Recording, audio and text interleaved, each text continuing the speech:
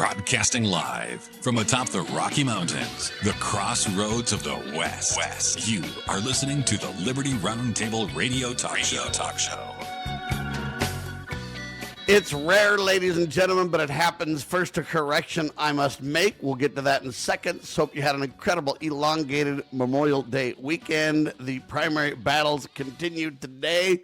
Prayers are for Ken Paxton and others.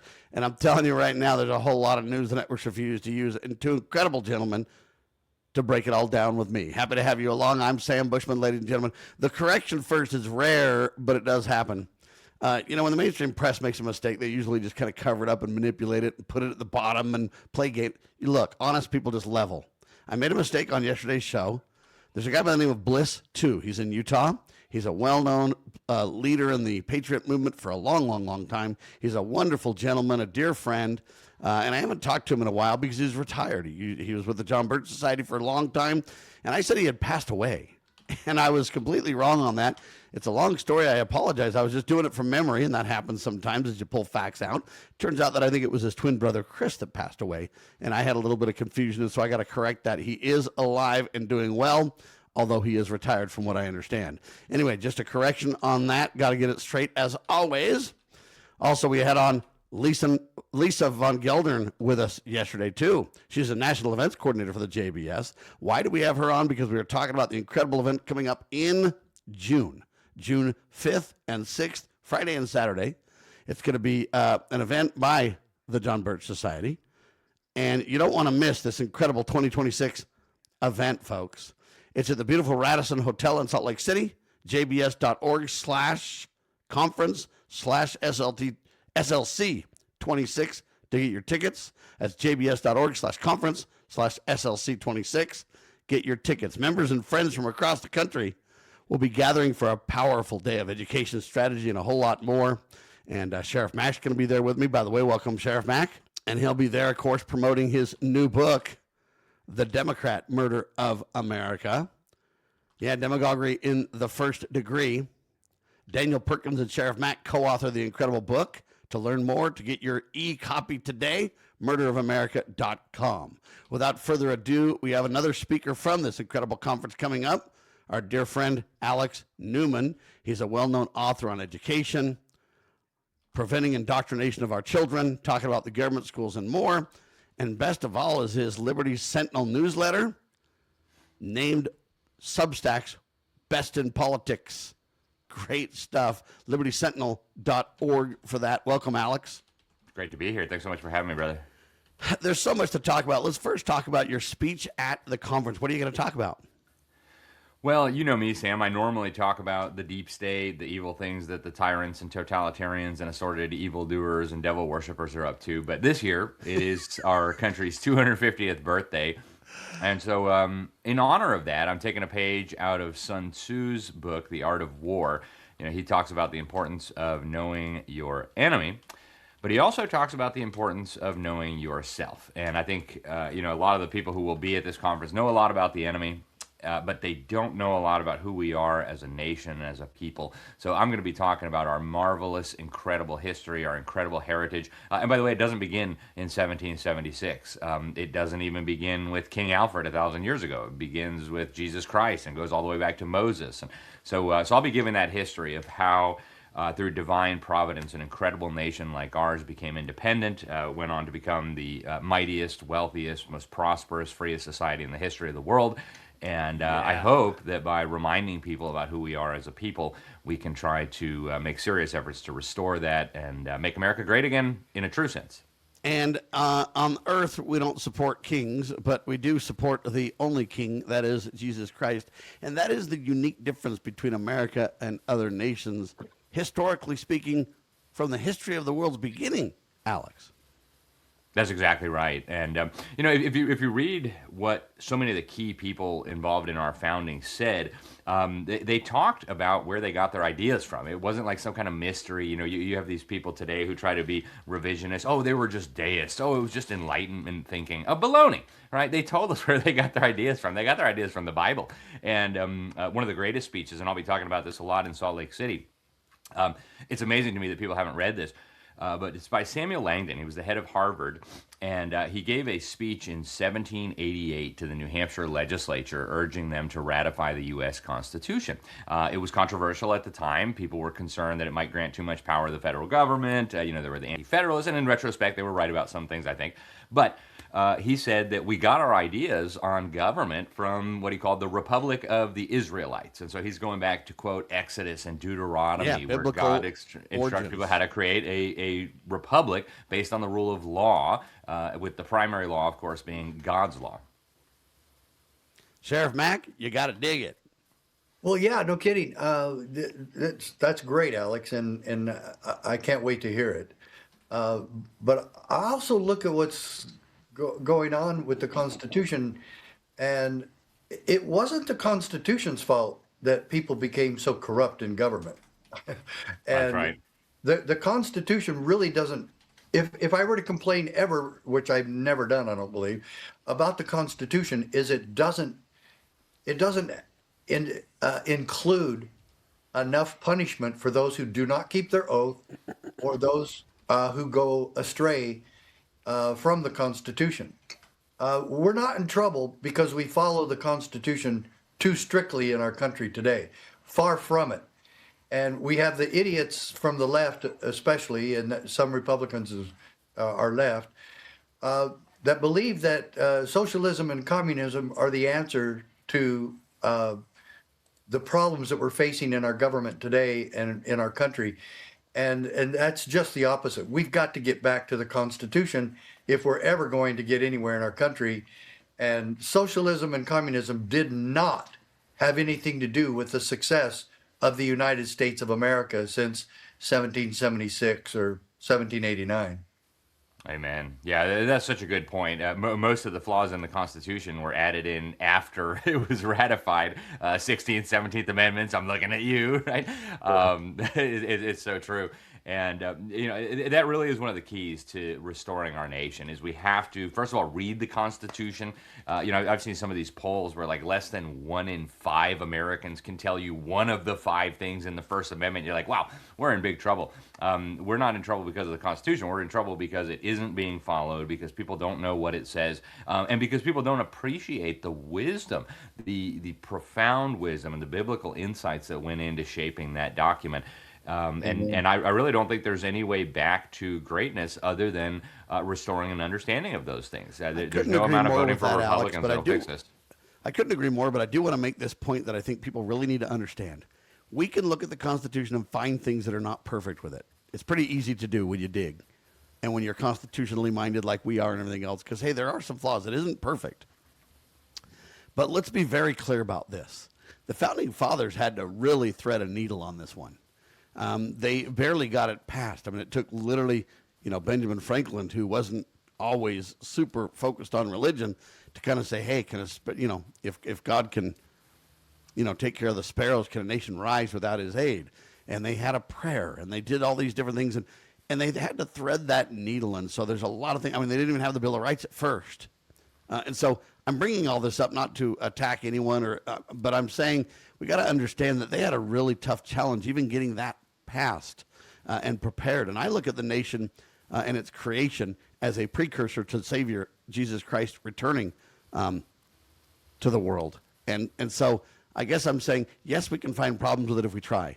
But really going back to it is the answer, realizing that it's imperfect because men put it together. And they had to work through getting everybody aboard to even get it, passed and agreed upon. And that was an incredibly difficult task, unheard of historically, Alex. Yep. And I think our founding fathers recognized the involvement of divine providence. And I think most Americans today don't even know what that means. But we have to recognize that our Constitution wasn't just a bunch of really smart guys who knew something about history getting together and cooking up a great document. They believed that the hand of God was guiding them and protecting them. They had won almost an impossible war against the most powerful empire in the history of the world.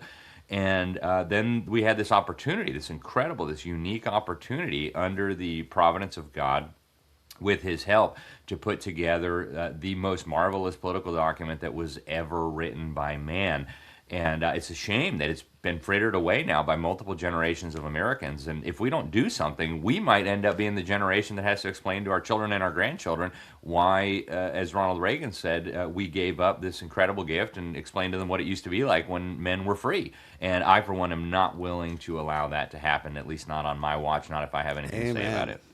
And Sheriff Mack, your book, The Democrat Murder of America, murderofamerica.com, really kind of points out where I think we're jettisoning those principles and what we need to do to return. Yeah, for sure. And I really want to listen to my song, so I'll take it from there. Turn it up. Back in seconds. You're watching Liberty Roundtable Live. Won't forget Sheriff Mack.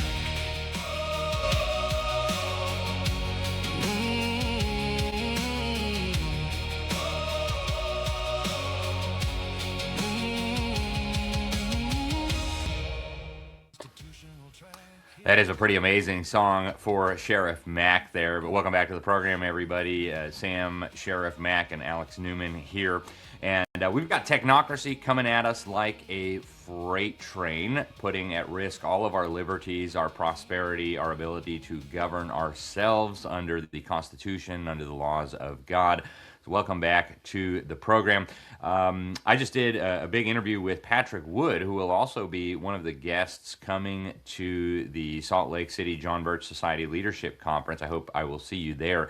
And he's the world's top critical expert on technocracy. For those of you not familiar with that, it's basically the elimination of self-government. It's not really capitalism. It's not really socialism. It's a whole new system where all decisions are made by so-called experts, technocrats, scientists, engineers. It used to be they said we needed to bring it in under the guise of efficiency because apparently free markets were not efficient. Later they changed their tune and it became sustainability, climate change. That's the official excuse why we need it. But we are closer now than ever before to this. And now they're monstrous form jettisoning of climate government. change for the most part, admitting a lot of that was bunk. And they're moving to this idea that, hey, crowdthink via AI, along with a couple of unique experts in fields, should really be all decision making, right? That's exactly right, and they're peddling this idea. You know, in the U.S., they seem to have put pause on the global warming scam. Even Bill Gates of hell has come out now and said maybe it wasn't the biggest problem in the whole universe. But just this week, actually, the United Abominations, through the General Assembly, overwhelmingly approved a resolution endorsing and backing up the decision last year from the International Court of Justice. The UN likes to call it the World Supreme Court. Basically declaring that all governments, all government officials have a legal obligation to fight the alleged climate crisis, really carbon dioxide emissions, with lots of vigor. And they said anybody who fails to do that in government is committing what they described as an intentionally wrongful act. And so they are laying the groundwork for eventually prosecuting people in government who do not go along with the climate scam. I know a lot of Americans don't think that will apply to us. I promise you, if they get their way, it will. It's true we didn't join the Rome Statute, but hey, a lot of people didn't, and the UN claims jurisdiction over them. In fact, they've tried to prosecute our soldiers, even though we haven't signed up. So they're brainwashing our kids to bring this about. And these are issues that you're not really hearing about from the mainstream media, except for a handful of propaganda sound bites here and there. But they are so critical. They're so important. And, but it's really their great. end game, though. That's what they believe can drive this. All these agendas to create a global governance have failed, but this they believe can run at home because they can force it by technology, right? Yeah, and with AI now, they look back at all the communist dictatorships and they're like, yeah, well, they didn't really produce anything. In fact, they destroyed enormous amounts of wealth. But now we have AI. Now we have data on everything. We have the Internet of Things, the Internet of Bodies. We have micro data on everything that children are doing in their brainwashing. I mean classrooms. Sorry, and they think, well, now with all this data and with all this technology, we'll be able to micromanage everyone's decisions, and this time it's going to work really well. Forget about the fact that we will be completely giving up our freedom. And that, of course, it will not work. But yeah, but you'll have nothing, but you'll be incredibly happy. Sheriff, what do you think of all this? Well, first of all, our book basically does something similar to what Alex is talking about. We include a chapter about we've gone too far. And AI is one of the stark examples of that. We've gone too far. We've gone too far with political divisiveness. We've gone too far with political hate. We've gone too far with political violence. And thus, the reason for the title, But AI and everything else, do we even know what's real anymore?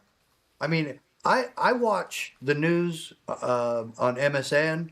I still watch Fox a little bit here and there. Every now and again, I'll turn it to CNN to see what lie they're telling. But I want to know what's going on, and I really watch a lot of the shorts on YouTube, and you can see someone, a celebrity who has died, John Ritter, comes back and hugs a younger John Ritter, and it looks so totally real, and and they do that with a lot of different people. People who have died decades ago literally are walking up to their younger person and hugging each other. And so it just scares me what they can do to us and to society and to the truth. Yeah, they used to have to get you in a honeypot scandal and get you to cheat on your spouse or something to take you down. Now all they got to do is use AI to lie about you, and the lie runs faster than the truth, Alex.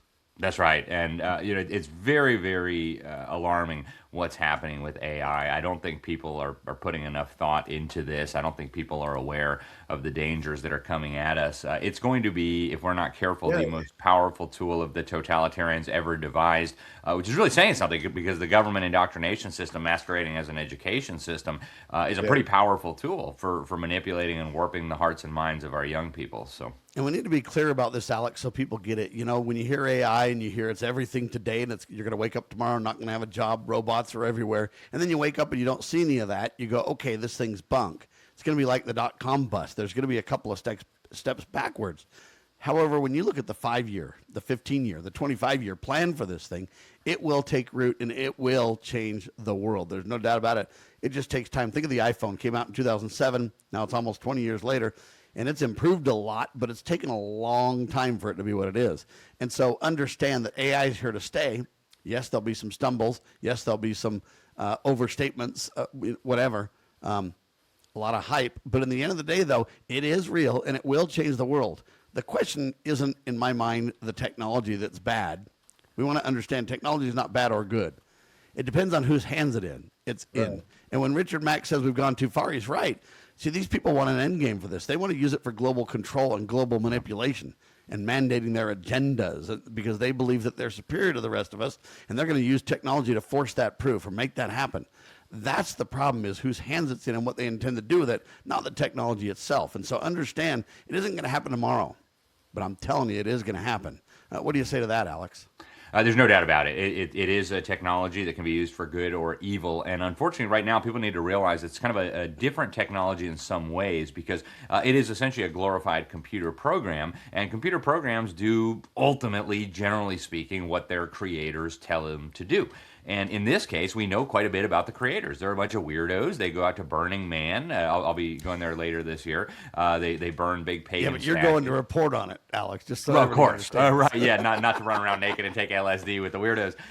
No, so we'll be there to expose that. But, this is a technology that's being trained on bad data, right? Like almost all the big AI systems are using Wikipedia to try to understand the world. Wikipedia is a garbage pile really developed and created by the intelligence agencies. And a lot of the co-founders have even come out and exposed this.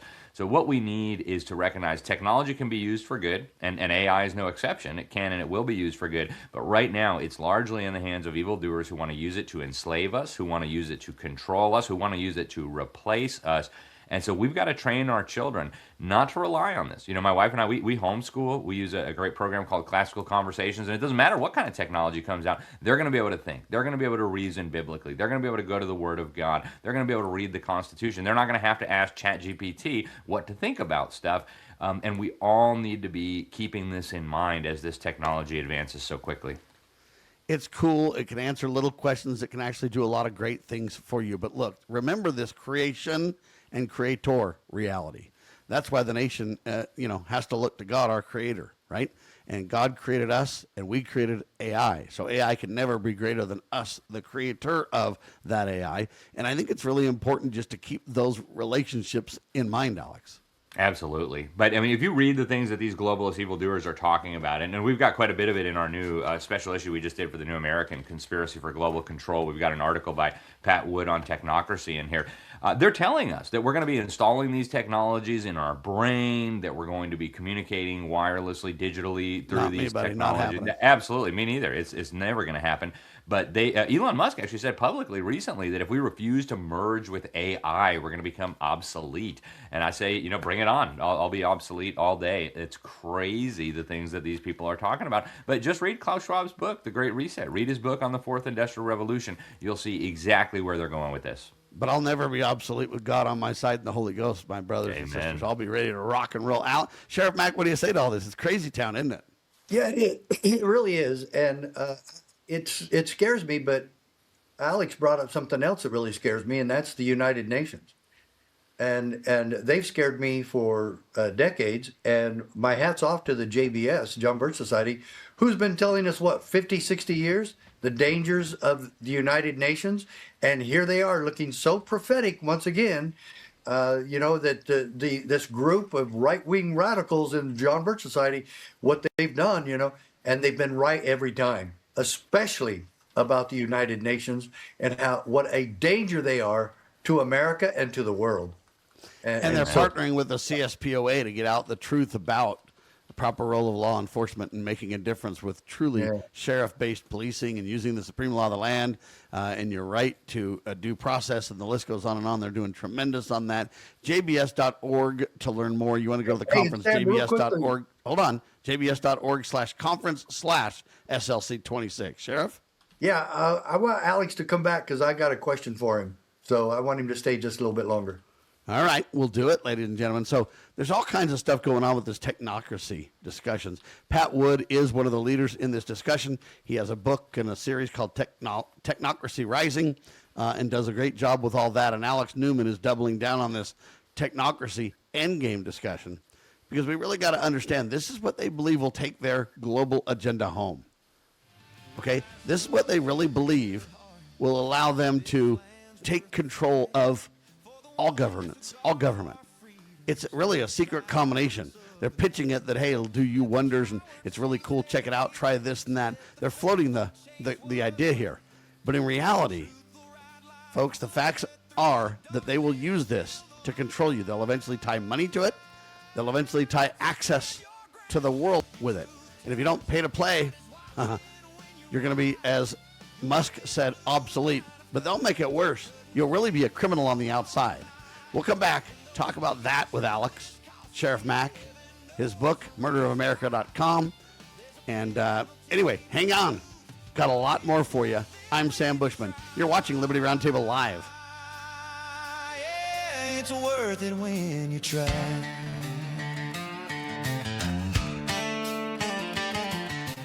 The future of America will not be decided in Washington alone. It will be shaped by informed citizens willing to stand up, get involved, and take action. Join the 2026 John Birch Society Conference, Friday, June 5th and Saturday, June 6th, at the beautiful Radisson Hotel downtown in Salt Lake City. Hear powerful presentations on protecting election integrity, restoring sound money, exposing the push for global control, and stopping a constitutional convention. Featuring keynote speakers including Phil Lyman, Catherine Austin Fitz, Alex Newman, and special remarks from JBS CEO Wayne Morrow. Enjoy a full weekend of education, strategy, networking, and inspiration with members and friends from across the country. Mark your calendar, reserve your tickets, be informed, be equipped, be part of the solution. Visit JBS Conference Salt Lake City 2026 at jbs.org/conference today. Won't forget Sheriff Mack.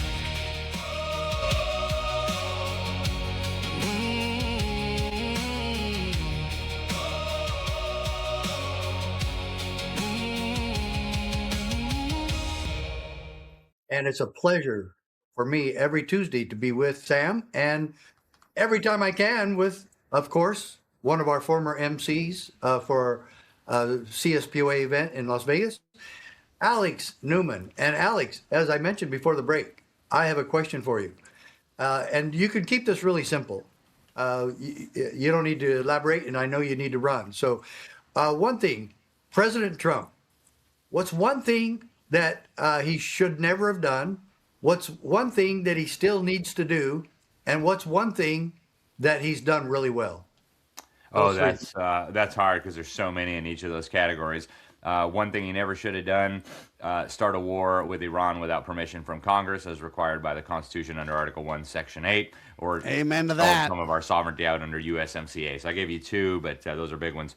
One thing that he still needs to do, arrest a bunch of these deep state traitors that tried to terrorize Americans, overthrow our system of government, destroy our Constitution, and weaponize the government against American patriots. So we need accountability for the Branch Covidians and all of the tyrants who trampled on our rights.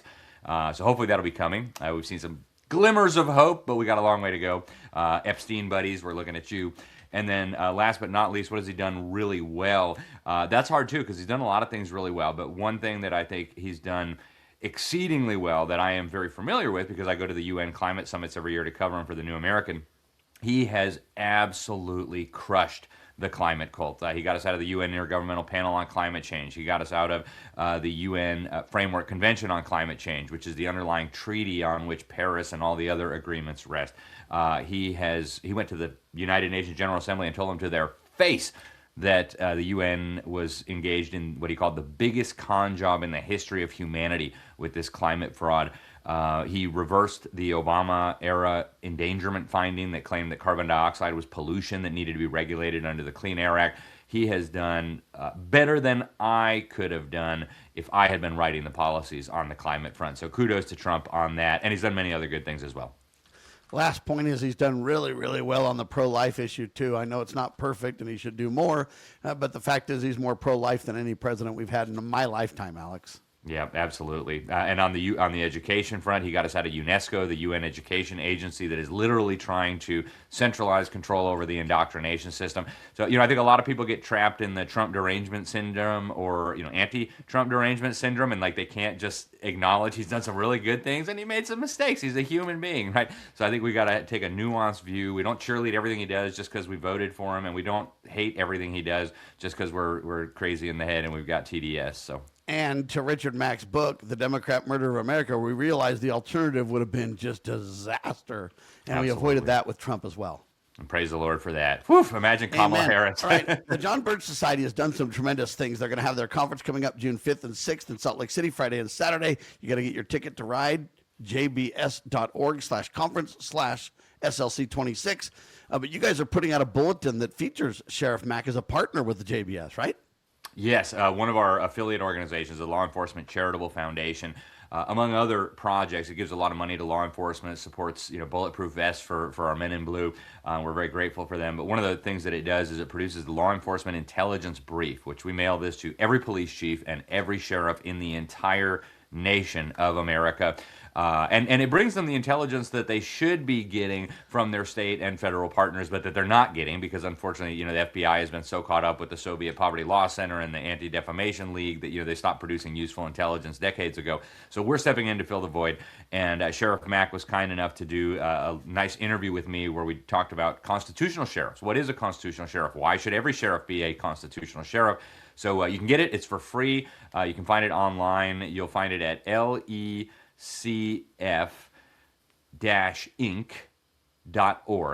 And it is the Spring 2026 Intelligence Brief. And, it doesn't have to be just for police chiefs and sheriffs. You can take this down to your chief deputy. You can take it down to your local sergeant, whatever. Take it down to the guys and let them read it. It's really good information that all of our lawmen need to have. LECF-inc.org, and you'll find the Spring 2026 Bulletin right there. You can download the thing, PDF, send it around, print it, whatever you want. God bless you, brother. We'll see you in SLC and have you back soon. Thank you, gentlemen. God bless you. Doing a phenomenal job, as always, Alex Newman, ladies and gentlemen. His latest article, Technocracy Endgame, talking about how technology can be used against us, and boy, howdy, is it being done so right now, and you got to keep an eye on that ball, to say the least. Alex Newman is also well known for the libertysentinel.org. It is a Substack's Best in Politics award-winning newsletter. I mean, it's something. So just check that out. He always focuses on faith, family, and freedom, something that's dear to my heart as well. Sheriff Mack, I want to go back to your book a little bit, one of your chapters, We've gone too far. This is something I think we really need to talk about because it really encompasses everything we're dealing with, right? Yeah, it does. It is. We've gone too far away from the Constitution, as Alex and you have alluded to, and you and I have talked about numerous times. But it is. It's probably the biggest danger facing our country is that we think that we're smarter. AOC thinks that she's smarter than the Founding Fathers. Bernie Sanders thinks he's smarter than the Founding Fathers. Barack Obama thinks he's smarter than the Founding Fathers, and they're not. None of them. And this whole idiocy and insanity that we can make America better if we go to complete socialism and communism. That's so outside any common sense that it's just astonishing, and it's scary that people within our own government actually believe this crap. Well, the interesting thing about this in my mind is the Founding Fathers had a great reliance on God or on the great creator or a deity or whatever you want to call it. Some had different views and they referred to things differently, but they all realized and understood there was a higher source than government. And they must obey that higher source. They must obey the rules or the laws of that source. And they realized that government was a necessary evil. And they realized that government had its place, but that government must be under that greater source of authority and power, that supreme authority that they kind of referred to. Even in their own different religious ways, they had different religious theocracy and beliefs and everything else, but they understood this principle.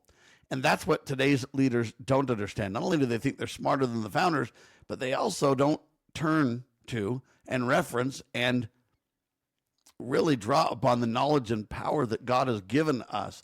They seem to do it without that. And that to me is the biggest problem that we face.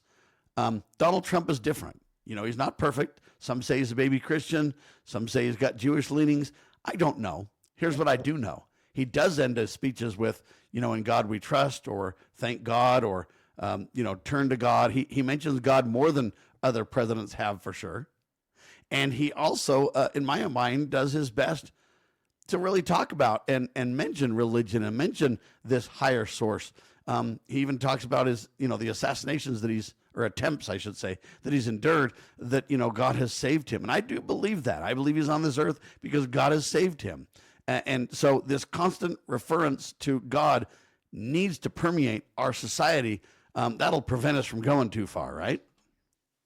Yeah, and Sam, Alex's answers to my three questions were excellent. Yes, sir. And couldn't agree more. Especially what President Trump has done well. Because what he did when he stood before the United Nations and accused them of subterfuge and dishonesty and corruption, and got us more out. than accused, though. He brought the proof too. Oh yeah, exactly. And to tell that to the United Nations, that your UNESCO and UNICEF and all these other programs, and what did he do? He got us out of WHO. And where did he learn to do that? Because of the COVID-19 crap that came from the WHO and the United Nations. God bless President Trump for all of that. I agree, 100%. Yeah. You know, so Trump's certainly not all bad. It's very easy for us, and I'm guilty of it too, to get frustrated with the lack of progress on certain things, and then to kind of boil that down into Trump's responsible. Remember, he's only one man. And yes, he's the president, so he's got a lot more influence than, say, you or I would, but he's still one person. And you've got a whole deep state that's been deeply embedded, ingrained in our society for well over 100 years, that has been really doing its very best to subvert everything that we hold dear. And one man, you know, on the stage, very short term, if you will, 4 or 5, whatever years. I mean, how much can he really do? And so I think we need to realize that even the many critics of Trump acknowledge policies and outcomes that they believe are super successful. And people point to these things. When we get back from the break, I want to highlight a couple of them. And I want to contrast that with we've gone too far, because Trump's doing his best to make sure we don't go too far in many ways. And we want to highlight that too. Sheriff Mack's book, murderofamerica.com. Check out that website. Get your ebook today. Also become a member of the CSPOA.org. More in seconds with Sheriff Mack You're watching Liberty Roundtable Live. Sheriff Mack, standing tall, still answering freedom's call. All right, back with you live, ladies and gentlemen. Yes, Sheriff Mack is in the house, and he's made the statement, we've gone too far. That's a chapter in his book, the new book available now, The Democrat Murder of America. Yes, demagoguery in the first degree. Yeah, he wrote the book with Daniel Perkins, well-known both, great authors teaming up because they haven't even had similar careers. Their careers are totally different, but they came together and said, you know what? We agree on these things, and we've got to really realize it's the principles that the Democrats are espousing. This idea of promoting violence, this idea of just jettisoning all things that are constitutional, all things that are God, family, and country, and replacing those things with things that are just godless and that relate to murder physically, relate to violence universally, related to just destroying people because you don't agree with them, et cetera, et cetera. If you're not, with them, then you're against them, kind of an idea. No middle ground, no logic, no we can agree to disagree agreeably. None of that kind of stuff. Just out of control, wanton mayhem in the country, ladies and gentlemen, is what you've seen from the Democrat Party from slavery right on through. And so check out the book, murderofamerica.com. But, Sheriff, I want to talk about some of the good things Trump has done. He has highlighted a lot of this violence and said, hey, we reject this. And even when he said in Charlottesville, for example, he said, hey, you know what? There's bad guys on both sides, left and right, and there's good people on both sides on left and right. And they literally attacked him for a statement like that. Of course. Yeah. And Sam, that's the thing that we're trying to bring out in the book is that there are some good people in the Democrat Party still. And Amen. Of course. We want them to come. We want them, one, to recognize what we put in the book, the dangers of where the Democrat Party is going, and the dangerous demagoguery of the Democrat Party, and that these people, many millions in the Democrat Party, are falling victim to this demagoguery, and they're being brainwashed by the Democrat Party, and they'll just do whatever the Democrat Party says. Oh, we got to vote for them. Oh, I'm going to vote for them. Yeah. Oh, like this article that just came out this morning, Sam. This person, in fact, I believe it's a journalist. I donated to Democrats. I voted for Mayor Bass before, and I'm going to vote for her again. But we're really glad. Oh, what's his name? Spencer Platt, that's running for mayor in Los Angeles. Yes. Anyway, that's right. I should have had his name ready to go, but they're actually admitting that it's wonderful that what he's running on, because he's waking up the Democrat Party. I'm not going to vote for him because he's got the better ideas. I still have to vote Democrat because that's who I am. But I'm really glad that he straightened out the Democrat Party. Then why aren't you voting for it? That's the idiocy that we're dealing with here, Sam. And so yes. that's where party becomes more important than people, and people become more important than principles. And that's where we've got to reject both of those notions. It isn't about the party. It isn't about rock stars or special people or people that look good and smell good and feel good, whatever. It's about really the principles that can protect America, protect our way of life and our liberties. And if we take those principles away and talk about people and parties, we have no bearing. We have no moral compass anymore, Sheriff. I want to be interviewed by that guy that did that article. I'm still going to vote for the Democrats are wrong, but I'm still going to vote for them because, well, we're grateful that the Republican is doing a great job of helping the Democrats see the errors of their ways. The best way to do that, sir, is to not vote for them anymore. And that is the solution. We want to meet Democrats in the middle as our brothers and sisters and fellow Americans and solve the problems that we're faced with today. And he's leaning that way. He's coming around. He's actually seeing the truth. He just can't make that final step to leave them alone. But he can get there, and that's why we got to make it smart to say, let's just jettison the party. The party's over. Let's focus on principles that make America great. Some, in my mind, I don't know if you call them vanilla, some call them rhinos, some call them center Republicans. If they can come to the table and realize, too, it isn't about the Democrats. It's about the error of their ways, and many Republicans are guilty of this, too. Oh, yeah. And you alluded to it just a minute ago too, about going too far. And the book points this out. And I think one of the biggest signs of us or the Democrats going too far is Trump derangement syndrome. And it's actually, we quote some psychiatrists who actually say it's real. Oh, it is that real. syndrome is real. And President Trump is the only president in history who has had a mental disorder named after him. You're right about that. And now we've got to the point, too, where there's Trump defenders, too, and anything you do to mention truth. Like, for example, Alex just said, hey, we should not have gone to war without approval from Congress. I mean, that's a factual constitutional reality. The problem is there's those who are pro-Trump so much to where if you say anything like that, you're the enemy, too. And we've got to avoid both extremes. Yeah, I think so. And I've been one that's looked at that and have said, if you have to deal with this Congress, what do? Do you take care of business? Do you do what we absolutely have an emergency to do? Or do you try to follow the law?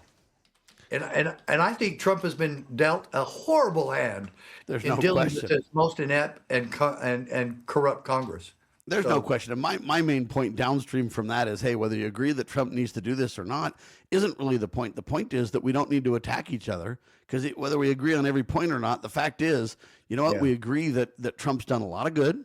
He's done some concerning things, and let's stand together for the right things the best we can. And most importantly, let's stop the extreme among us, whether they be the whacked out Democrats that are way extreme or the Republicans that are way extreme, whether it's left, right, whether it's conservative, liberal, whatever words you want to use. The extremes are what we got to avoid, and the Constitution is what we've got to follow. You put that in place, and hey, we can agree to disagree. That's okay. Yeah, and Sam, we bring that out too, especially in the epilogue. And I'm totally ready to stand hand in hand with the NAACP, who I don't believe has done anything for civil rights in quite some time. But I believe that the CSPOA is much stronger on civil rights than the NAACP is. I would love to meet with them and say, what have we done? We have forgotten our basics. We have forgotten our foundation, and we've forgotten that we're all here to protect civil rights. Instead of you, NCAA, NAACP, sorry, the NCAA too, but that we have forgotten our way, and we have forgotten why we're here, and that's to protect the civil rights of all people, and we stand together and do that now. Let's do it. So, no. Amen to that. Quick story before the end of the hour. Tulsi Gabbard steps down as intelligence director. They say mid-personal crisis. She's caring for her ailing husband. I guess he's very sick, diagnosed with a rare bone cancer, and her resignation brings an end to a challenging tenure marked by her advocacy for restrained policies within the administration. So I don't know where this all goes, but it's sad that we're losing her, Sheriff. And she is a Democrat, by the way, but yet we agree with her on a lot of things, right?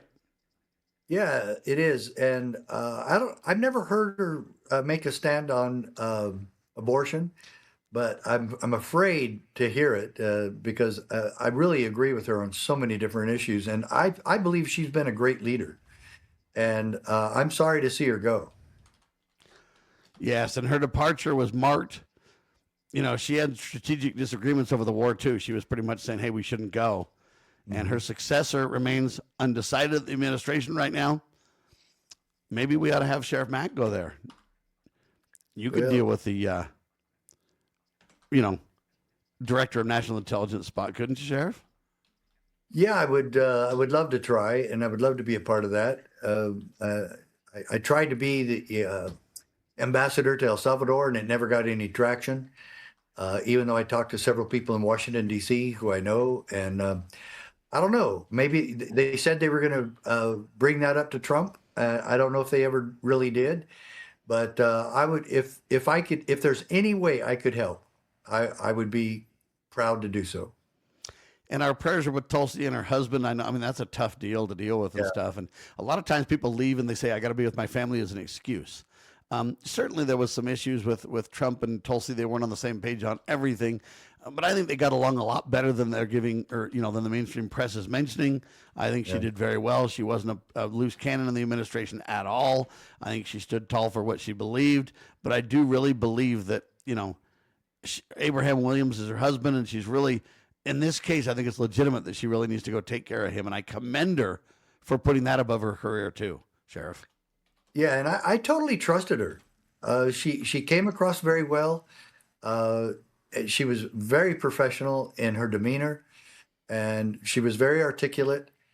And I think she was a sharp lady all the way around. And she served in the military before. She served in Congress before. And she came back and said, hey, I'm leaving the Democrat Party. That's what we're after in the book. I don't care if you quit the party. I care if you quit being part of the damage. Destructive agenda. Yeah, the damage that the Democrat Party is doing to America, we all need to leave that. I don't care what you call yourself. In fact, I believe we need a national referendum of voters signing a petition to get rid of the party system. The party system has been horrible to America. Couldn't agree more. By the way, I think what the pinnacle of Tulsi Gabbard's career is when she got her photo taken with me, Sheriff, don't you think? Oh, heck yeah, that's been everywhere. I'm just kidding, ladies and gentlemen. But anyway, our prayers are with her and her family. Our prayers are with Donald Trump as president of the United States as well, ladies and gentlemen. I'm the first one to admit when I don't agree with him on something, I highlight why and what I think is the case, because you need to think about it for yourselves. We don't need to be never Trumpers, and we don't need to be always Trumpers.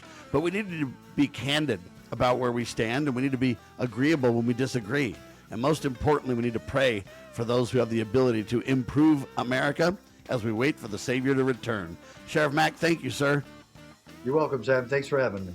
Murderofamerica.com, his website for his book. Become a member of the Constitutional Sheriff's Posse today, CSPOA.org, and you can see him June 5th and 6th in Salt Lake City, jbs.org/conference/SLC26. And you know what? They'd all love to see you there. Alex Newman will be there and more. God save our republic.